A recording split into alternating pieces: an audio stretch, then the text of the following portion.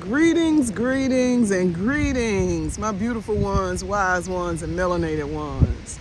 It is Wisdom Reborn. Whoops, it is Wisdom Reborn. And I had to get out in nature today. Had to let the sun shine down on my face. Had to touch a rock and get out here in this. Now, I would like to ask you to give me a few minutes of your time as I properly introduce myself to you. I am just a regular old person. I have survived many horrible things in life. I have overcome entrapments and situations and circumstances placed before me by the people that I actually thought loved me more than they actually did. And that comes from family. Now, with saying that, sometimes when you have all the family secrets or a lot of the family secrets, or you think you do, you don't have all of them. So I'm a child that grew up in a family with a lot of secrets that I didn't know. A lot of secrets about myself, a lot of secrets about situations and circumstances that have happened in the family, and that's fine and good. That's not my point at all. My point is, it's the secrets about me that I'm most concerned with. So because no one could give me the answers that I needed in order to better determine and walk in and become the thoughts that were made for me, the plans that were made for me before I was formed in my mother's womb, I began a journey of finding out exactly who I am so that I could align with my destiny. In doing so, I have remembered a lot of different things. Some things that have been very painful and some things that have been liberating. In all of those things, however, one thing is true. And that is that I overcame all of those things. So I don't come to you from a place of victimhood. I come to you from a place of I survived it. It didn't kill me. I'm thriving. I may not have everything that I want in the material world, but you better doggone sure know I have everything that I need. And along this journey, what I found is that a lot of the things that I want keep me unfocused on the things that I need. So with that being said, I grew up in a single parent household. My household that I grew up in was full of dysfunction, which of course is secular. And so it was a part of cycles that have probably been going on for generation after generation. I just happened to be the one to notice them and decide that I'm not going to continue in them. It's been hurtful. Almost my entire family has been separated from me, either because they separated themselves or because I separated myself, or in many cases, a combination of the two. That is not to say that I don't love them and want the best for them, but I love them and I want the best for them with me not in their lives. In my travels and my transition into becoming who I am, I never meet a stranger, and I'm a very good reader of energies, especially when it's the divine feminine. And I've had conversations with many women that look like me, melanated, seeking answers, knowing that we were destined for more than where we are now. We are the mothers of all creation. We are those that birthed every righteous civilization. So with the things that I have overcome, I don't feel like it puts me in a place of judgment. It puts me in a place of resonance. I understand. I understand what it means to, or what it takes to survive abuse in the household as a child. I was cooking on a gas stove at 3 years old. There is no reason, unattended. Let me add that. I was cooking unattended on a gas stove at 3 years old. That is the beginning of a horrible cycle of a child having the need to take care of themselves. No 3-year-old should be allowed to cook on a gas stove unattended. I dealt with being told that I was a bad kid, that I was loud, that I was a know-it-all, that I was a lot of things. But none of the adults around me saw the need or felt to invest in finding a way to teach me and speak to me in terminology and consequences that were substantial enough to change the trajectory of my life. Instead, I was given more abuse, and to the point that at one point in my life, as a child, I was probably not 10 years old. I'm sure I was not 10 years old. My question for my mother was often, "Are you sure I'm not adopted?" I wasn't adopted. I was chosen. I was chosen not to fit in. I'm not alone. The things that I have survived are minor compared to some of the stories that I've told. But one thing that I do know that I find in common is that the divine feminine is placed in situations where our intentions are distorted. In doing so, we have been labeled things that we are not. We have been placed in circumstances that we don't deserve. We once again are the mothers of all creation. And with that being said, there is a cellular buildup or a cellular structure within us that wants to nurture. That can go very drastically in two directions.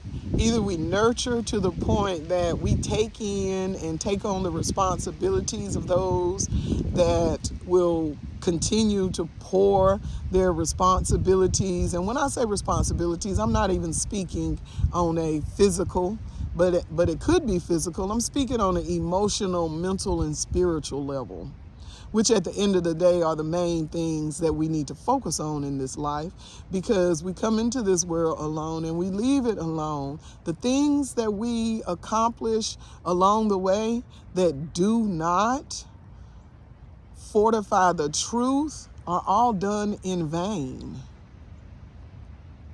So the material things that society has got us chasing is pulling us further and further away from the things that we should be attracting. The divine feminine has been misplaced. She has been placed on a shelf because we black women have had to sit her down in order to remain in this survival mode that society has rested upon our shoulders, and we have so gracefully accepted and walked in manners that no other species could ever. If it were not for us and our divine infinite wisdom, power, might, and nurturing abilities, this world would have fallen apart long time ago. We have fought battles that we didn't even know we were in. We are currently fighting battles against every other species of human. We may not be battling each and every one of them, but there are characters in each and every other species of human that we are having to battle. And that is something no one else is dealing with. Is it fair? Heck no. It is, however, the journey that we have been charged to tread. And in doing so, we have accomplished things that no other species of human could. That is because we are the divine feminine, and there is a eternal power that is within us. Everything that I'm saying because we need to remember who we are. Just remember who we are. The only way you could ever understand, understand, and overstand how powerful you are is that you take time to reflect on the things that you overcame that were set before you to destroy you. And we all have those things. It is a beautiful day. So the weapons of our warfare are not carnal. So when it comes to detecting other energies, it is our duty to stand back and observe those things that are going on around us. And as I observe the things that are going on around me, I see that there are players within our culture that will continue to distort who we are and what we stand for. As we come together and, no, let me back up. As we take the time to sit with ourselves in nature, in situations, in quiet, and learn who we really are by reflecting on those things that we have overcome, it will empower us to know how powerful. No, it will empower us to know how strong we really are. We walk in a divine feminine energy that no one else on the planet has. No one else. Am I the only person that has noticed everybody? We got women from all nationalities and men from all nationalities trying to be us. Meanwhile, we don't even understand how powerful we are. So I wanted to make a short introduction, and of course, sitting in nature and being grounded, I just feel a release for being able to share that with you. The things that we have survived have made us who we are. We are warrior goddesses. We have survived in situations, circumstances, societies, civilizations, communities, neighborhoods, and families that did not know who we are. I am very thankful to say that I will be hosting, moderating Code Red Conversations. They are curated, organically defined encounters designed for the redirection of energy by divine design. So these encounters are designed for us to have conversations about the things that everybody else just could not overcome. That even maybe they did overcome them, but they didn't overcome it like you overcame it. Maybe there is a statement or a word or an encounter that touches something within your memory and reminds you of how you were able to overcome something and gives you the courage to share with other goddesses that look like you. We overcome by aligning with the truth and sharing it with others. Aligning with the truth and sharing it with others. That is how we overcome. That is how we overcome. I would like to invite you to Code Red Conversations, which will be every Sunday within the month of March. The first initial conversation is going to be March 1st at 11 a.m. at 1554 Ralph David Abernathy Boulevard. It is the Westview Maker Space. The space is absolutely beautiful, inviting, and welcoming. It is seasoned